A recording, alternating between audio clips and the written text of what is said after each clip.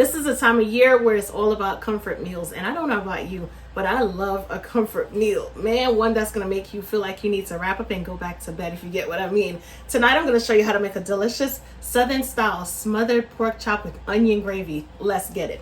Now, here's the thing, my loves. I wanted this recipe to be budget friendly, so I went along with boneless ribeye pork chops.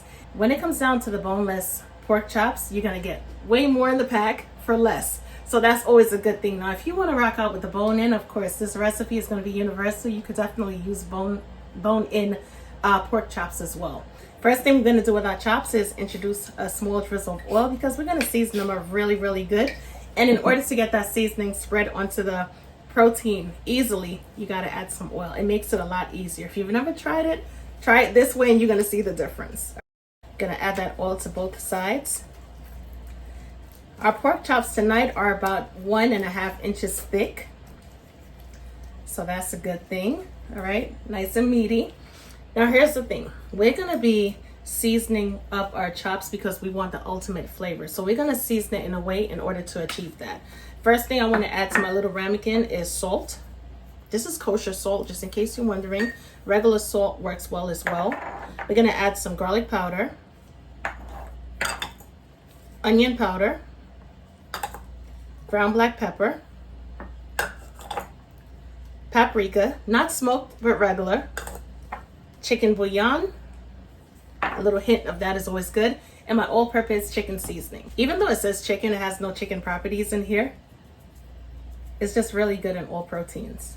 All right, we're gonna add a good amount, and once we're done, we're gonna combine the seasoning together, and we're gonna make a rub. This smells so good. Woo! It smells really good. All right.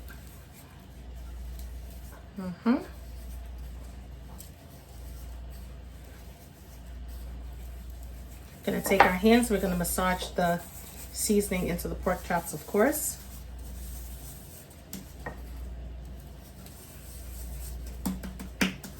Once they're done, I'm gonna flip it over and repeat the same process.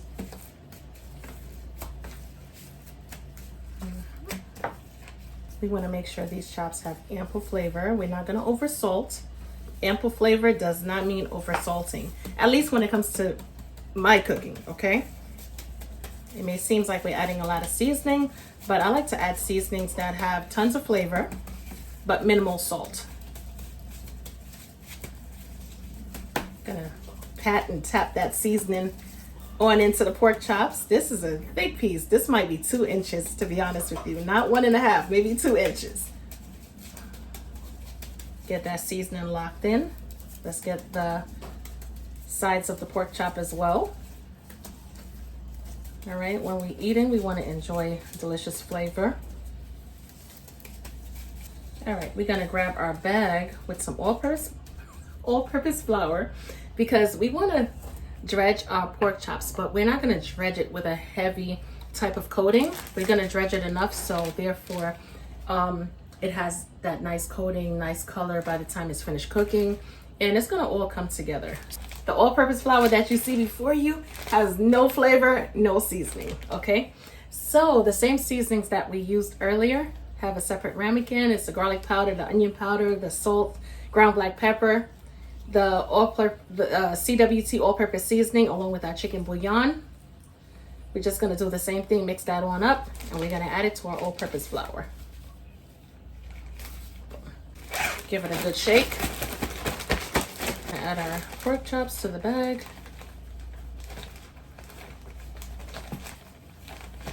You could decide to shake it up, add them all and just shake it up.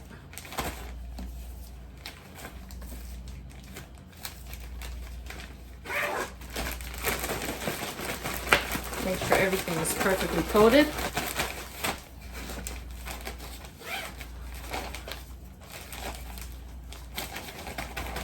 Take it and tap it against the side of the bag, shaking off any excess flour.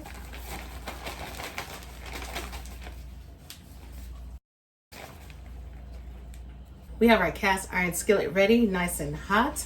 We're gonna start off with adding some oil. A couple tablespoons would be perfect, just to coat the bottom of the pan. We're also gonna add some butter. Okay, perfect. If you wanna fry your pork chops in just butter, Keep in mind that butter without the oil is going to burn really fast. Make sure everything is perfectly combined.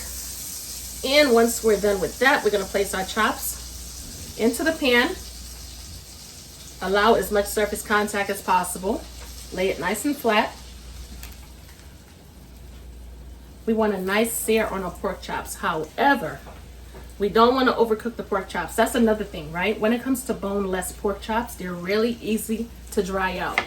And you definitely don't want that to happen. Are we going to be able to fit all 6 into this pan? It seems like it. Yay! Let's get it on in there. That is perfect. I'm glad I went with the largest size cast iron skillet. We're going to sear it for about 2 to 3 minutes on each side. Once we're done, we're going to flip it on over and sear it on the other side for about 2 to 3 minutes as well. Gonna flip it on over. And as you can see, we have a really pretty crust going on the pork chops. That's exactly what we're looking for. All right, perfect. 2 to 3 minutes, that's all. We're not cooking the pork chops all the way through. We're just browning the pork chops on each side. All right, once we're done, they're gonna have more than enough time to complete the cooking process. All right, get the big bouillon out of there, and we're gonna place it to the side. We have a lot of goodness at the bottom of this pan. With that being said, let's add a little bit more oil because we're gonna bring in our onions, all right? But first, you know what? I want caramelized onions, just not any sauteed onions, but caramelized. And the butter is gonna help with that as well. So we are gonna add a small pinch of butter. If I could get the bag open. All right, let's get it.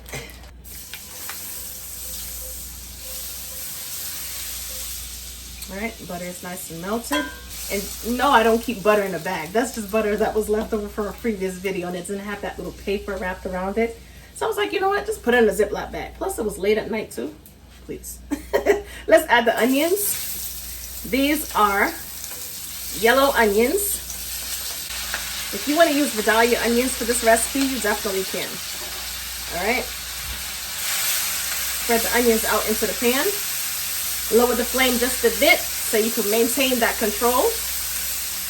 Coat the onions with all of the goodness at the bottom of the pan, of course. For this particular recipe, not only is it called gravy and onions, but me and the fam, we love a lot of onions. Not to mention, by the time the onions are cooked down, because we're caramelizing them, they're not going to be as much as they appear to be. All right, about 5 to 8 minutes should be good on the onions. And once we're done, we're going to add the garlic. We're not adding the garlic right now because garlic tends to burn fairly quickly.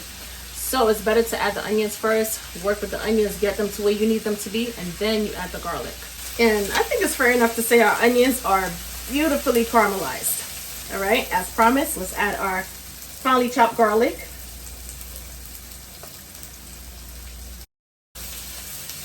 We're going to allow the garlic to cook for about maybe another 20 to 30 seconds. We're going to add some seasoned flour because we're going to be making a gravy, of course. So add enough to coat the onions. Everything.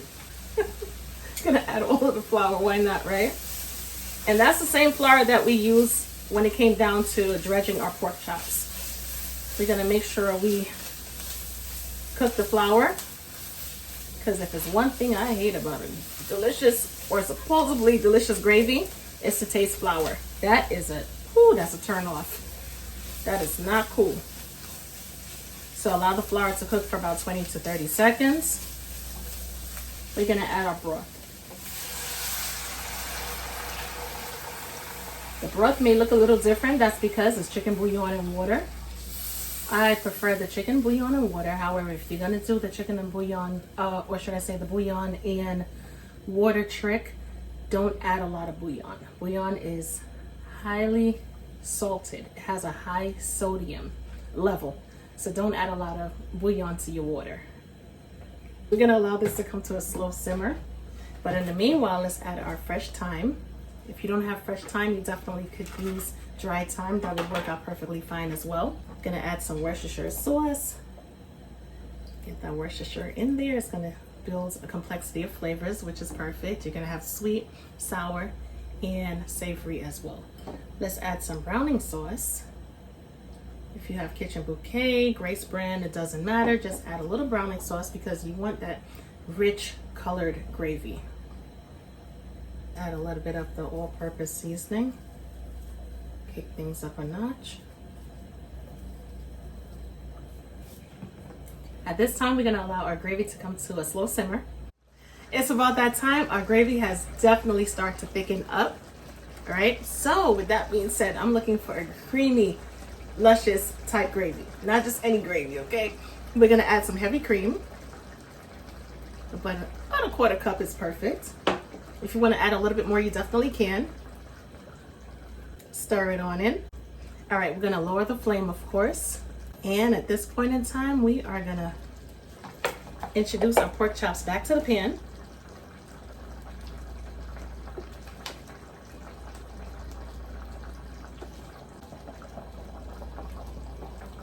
All right, we're not gonna cover it down. However, we're gonna cook it for about 15 to 20 minutes until the pork chops become fork tender. It's really important to cook the pork chops low and slow, simply because these are boneless pork chops, and boneless pork chops, guess what? They're quick to dry out, believe it or not. In comparison to like a pork chop with the bone, it's way quicker to dry out. So that's why it's really important to lower that flame and allow it to take its time. You know what I'm saying? Good things take time. Remember the reserve seasoning that we had left over? Let's add it to our boiling water. That's gonna be our bouillon, okay? Let's add our potatoes. We're gonna cook the potatoes for about 20 minutes or until they're fork tender.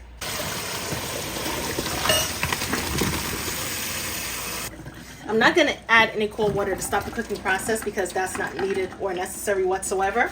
I am gonna add the potatoes back to the pot. While the potatoes are hot, let's introduce some butter. We're also gonna add some cream cheese, and we're gonna add some sour cream. And I think that's it for now. No, I'm just joking. We're gonna add some additional stuff because this is more like a loaded whipped mashed potato recipe. When it comes to adding the cheeses, you wanna make sure you add all of that stuff while the potatoes are nice and hot, because of course it's gonna melt better. For our choice of cheeses, we're gonna add smoked Gouda for a nice smoky element of flavor along with our Parmesan cheese. Now, smoky and nutty, when I tell you they pair perfect when it comes to mashed potatoes, it pairs perfectly. Okay, I'm gonna use my zester because I want it to be really finely grated. It looks thready, right? Very thread-like. That's exactly what I want because I want to be able to incorporate it really easily. We're gonna grate our Parmesan cheese as well. That should be perfect. Let's add some warm cream. This is heavy cream, of course. Start off with a small amount and then work your way up to adding more if necessary. If you want to add half and half, whole milk, carnation milk, low-fat milk, or even almond milk, definitely can add it to this recipe. Although you're adding the milk to the potatoes, you want the potatoes to still have body. You don't want it to be limp. Okay, perfect. So when you sit it on a plate, it's not just like literally sliding, or it's just loosely sitting on a plate. Give it a quick taste. Make sure everything is tasting really, really good. Just look at this. Look at this. Whoa. Let's go in for some of our luscious, rich gravy. Just watch it drizzle down. Perfect. Perfection on a plate. All right, just a little bit more. Okay. Go in with the parsley once more.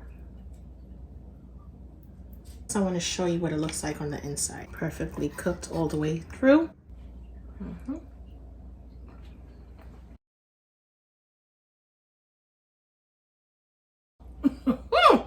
If you don't try this recipe, don't talk to me. Do not talk to me. You hear me? This right here, comfort on a plate, to say the least. Everything that we imagined, anticipated, plus more. Absolutely flavorful, delicious mashed potatoes. You taste the smoky Gouda. You also get that little nutty hint of flavor from the Parmesan cheese as well. Very smooth and delicious on the palate. not to mention our perfectly seasoned but not over seasoned smothered pork chops and gravy and onion. Goodness gracious, give me a kiss and put me to bed. Absolutely delicious. As always, I'm your girl Cooking with Tammy. Don't forget to get your seasonings, cookingwithtammy.shop. And I will catch you guys in another video. Talk to you later. Bye, guys.